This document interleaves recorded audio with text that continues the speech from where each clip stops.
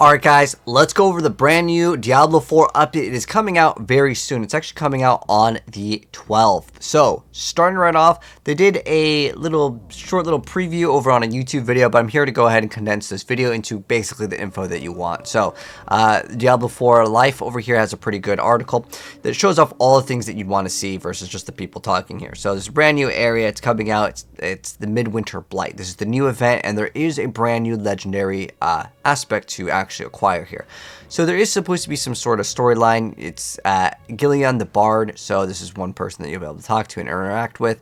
But there are these newer monsters, and they look kind of like reskins as far as the gameplay. Maybe there is one extra boss, and there's supposed to be maybe some secret level that is coming out with this. They said that there's no secret goat level, but if you guys know Diablo, there's also no such thing as a cow level, right?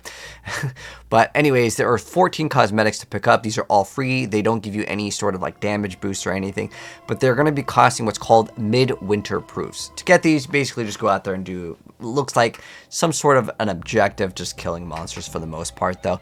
But this is what it requires you to actually do to actually get some of these. There is a brand new elixir for anyone that does not have maybe a max level character yet. This would be maybe good for you, or if you want to make some alts. Yugioh's Brew does give you a huge bonus, so it increases your maximum life and lucky hit chances by 15%. But the best part about this is that it actually gives you 15% XP instead of the normal 5%. So I guess good for alts over here.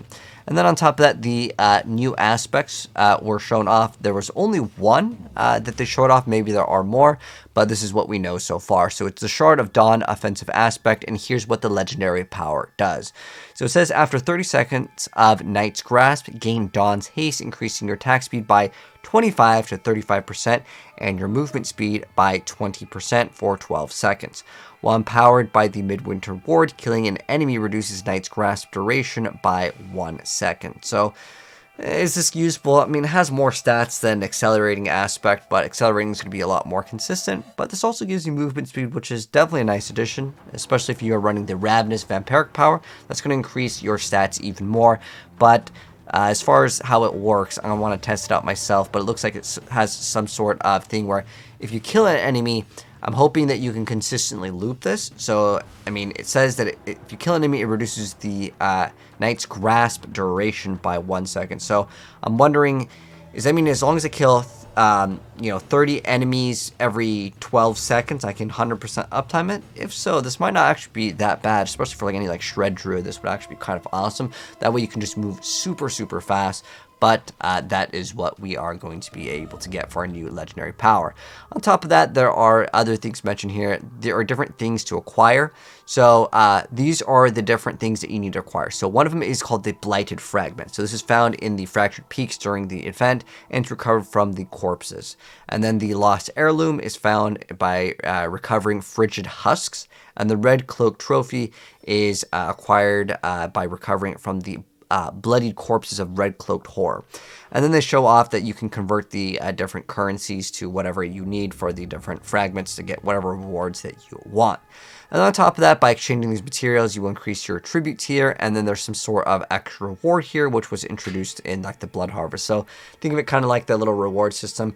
Now, they did open up one of them in the video, and it literally just looks like a cache that you would get from the Tree of Whispers, although you could also get the brand new elixirs that we just talked about. The Yugioh's Brew, that's basically in there as well. And then you can see what you can get. So these are the prices of the cosmetics. It might take some time to get them, but I don't think it's going to be like impossible to get them.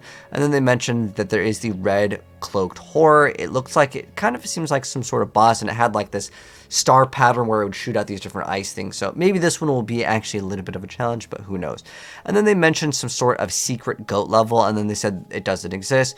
So there could be some sort of secret here. They did say that there is some other secret here, and I think that that is awesome. But if you guys do want to watch the video, it's on the official Blizzard page. But I covered everything right in the short little video here. But let me know, guys, what your thoughts on Midwinter Blight is. I would love to see just like one uber unique, could have been cool, more legendaries versus just reskin monsters and then just skins. But at the end of the day, this is not a brand new season. This is just an extra bonus event, so I think it is a welcome change. Also, one thing, please, for the rewards, if we are maxed out, like if we're in World Tier 4, do not drop us sacred pieces of gear. It just doesn't really feel good. It just feels like, what are they doing with the loot here? All of these things should be absolutely 925s and all ancestral. No more sacred, please. I'm tired of turning in the whispers and seeing like sacred pieces of gear. It just doesn't really make sense. If it's in World Tier 3, then sure, that's fine. But if you're in World Tier 4, I think we should only see ancestral pieces of gear. But that's my feedback and my thoughts on the event, and I'll get you guys gameplay as soon as it does come out. But that's going to go ahead and wrap things up. If you guys enjoyed the video, drop a like, subscribe if you're new and want to see more Diablo videos in the future, and I'll see you in the next one. Peace.